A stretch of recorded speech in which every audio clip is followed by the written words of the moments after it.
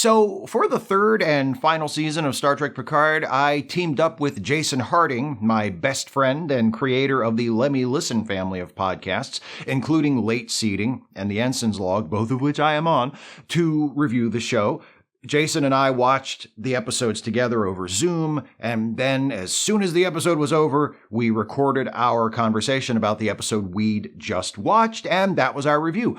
If you didn't watch our Picard Season 3 episode reviews, they are here on the channel in the Star Trek Picard Season 3 reviews playlist. Check them out if you want. I think they're fun.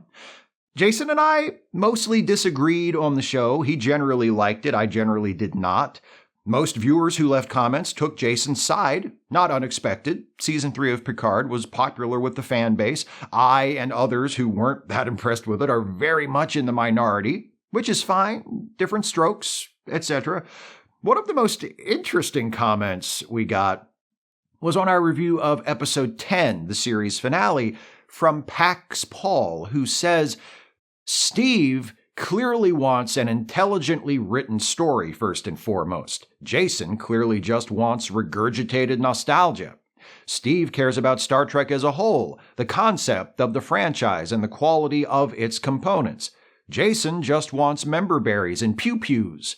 Steve thinks about the implications of events and dialogue in the show. Jason stares mindlessly at the screen with a grin on his face, just happy to hear familiar characters and ship names, so he doesn't have to think much. Back in the day, we called fans like Steve Trekkers and fans like Jason Trekkies. I don't mind Jason or others like him, but I wish he would stop his goddamn sneering at Steve for thinking through shit that he was too lazy to think about himself. Firstly, all due respect to Pax Paul, while I do think this is an accurate characterization of where I'm coming from, I don't think it's at all fair to Jason. He's not the just happy to hear familiar names and see the ships type, although he was obviously more receptive to those elements in the third season of Picard, which is what enabled him to enjoy it, because those elements account for about 75% of the fucking show. But what really got my attention in Pax Paul's comment was the distinction between Trekkers and Trekkies, because let me tell you, that takes me back. According to the Wikipedia article on Trekkie, which cites the Oxford English Dictionary, the term Trekker actually came first. It's dated to 1967, when Star Trek the original series was still on the air. However, by the time of my childhood, Trekkie was by far the more common term to describe fans of Star Trek. I don't remember encountering Trekker until the 1990s. What's the difference? Is there a difference? Yes and no, and that depends.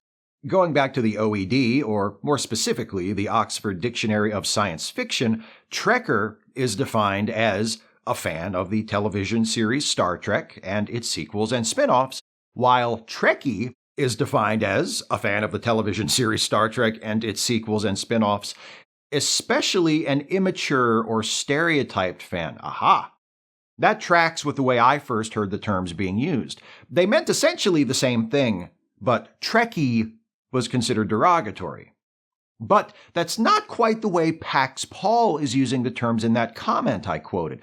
The usage in that comment suggests an understanding of the terms more in line with this description I found in a post on the dating blog Smooth Reentry. Quote, a Trekkie is the fan that has lost touch with reality. A Trekker enjoys being a fan, but still has both feet on the ground here in the real world.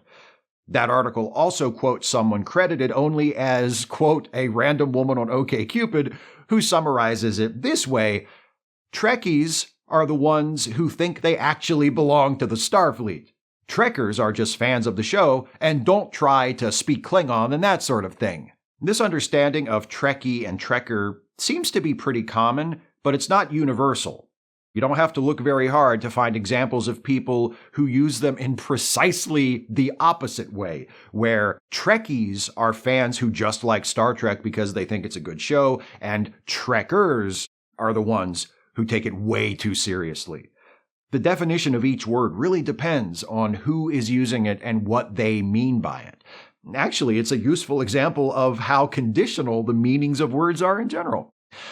Despite my personal approach to Star Trek more or less lining up with the definition of Trekker put forth in Pax Paul's comment and the quoted blog article, if I have to apply one of the two labels to myself, I prefer Trekkie. And the reason I prefer Trekkie is that I would be way more embarrassed to call myself a Trekker. How come? Well, like I said, the first time I heard Trekker was in the 90s when I was a child/teenager. Back then, it seemed like Trekker was being pushed as the politically correct term, as though Trekkie was culturally insensitive. Oh, actually, I believe they prefer to be called Trekkers.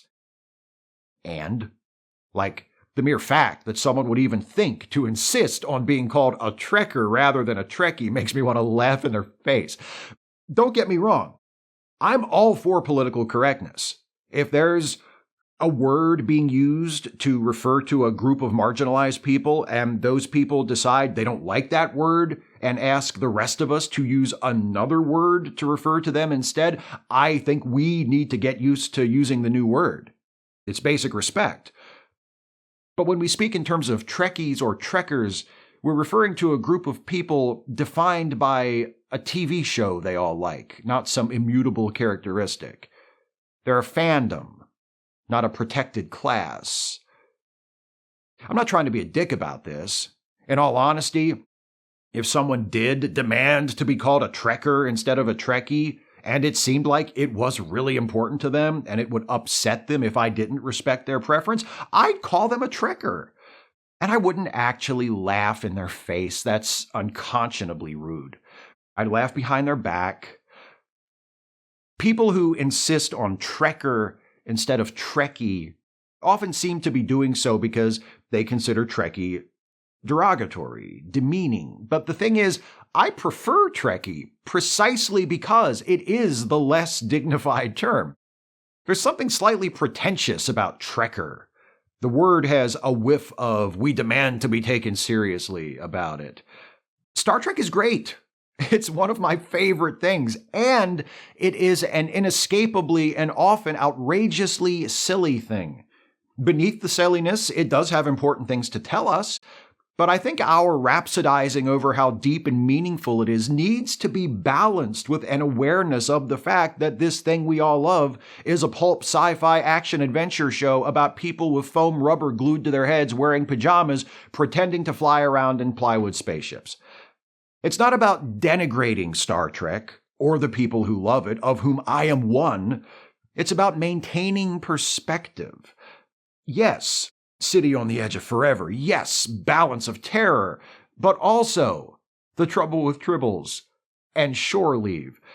Are we really going to act like sober, solemn intellectual contemplation is the only appropriate way to engage with this material? Hell, at its best, sometimes Star Trek is serious and silly all at once.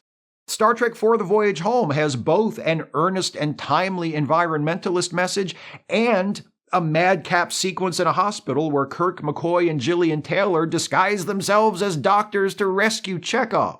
My favorite of the current generation of Star Trek shows, Strange New Worlds, has, just in its 10-episode first season, shows that are dramatic and fraught with tension, scenes where Captain Pike struggles with the existential angst that results from knowing his own traumatic future, and an episode where Spock and his girlfriend T'Pring swap bodies, and an episode where the storybook Dr. Mbenga has been reading to his daughter comes to life and the members of the Enterprise crew become fairy tale characters. What I'm saying is, there's a spectrum.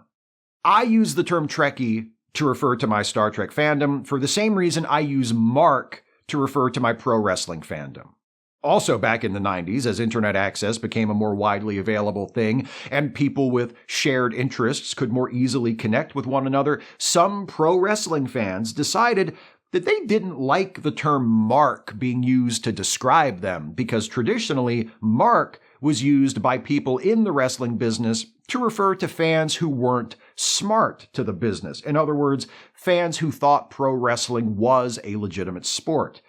These fans considered mark to be insulting because they were smart to the business and appreciated wrestling for what it actually was, not because they thought it was real.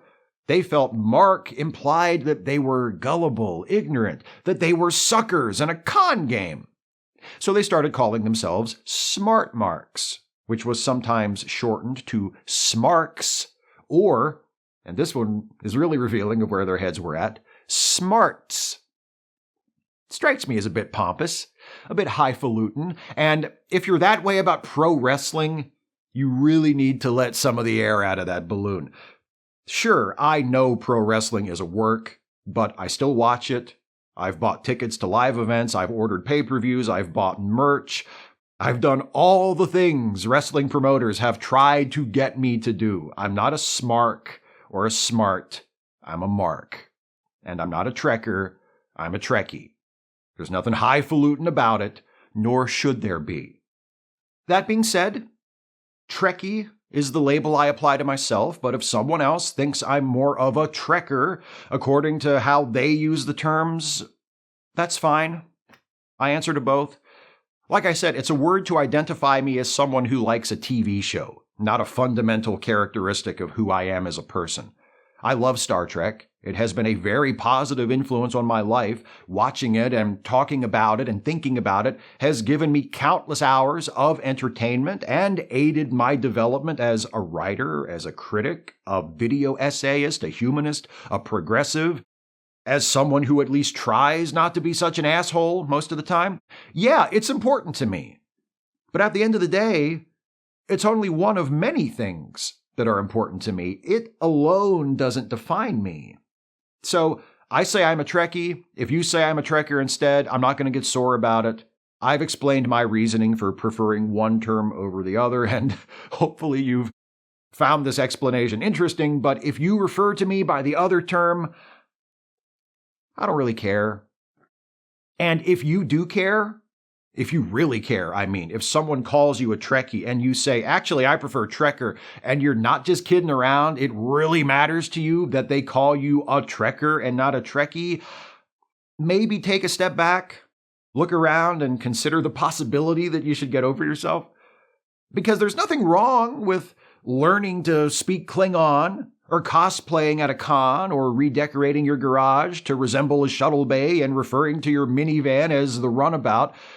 But it is a bit much to demand to be taken seriously while you do those things. Or would that all be considered Trekkie shit? I don't know. I always get them confused.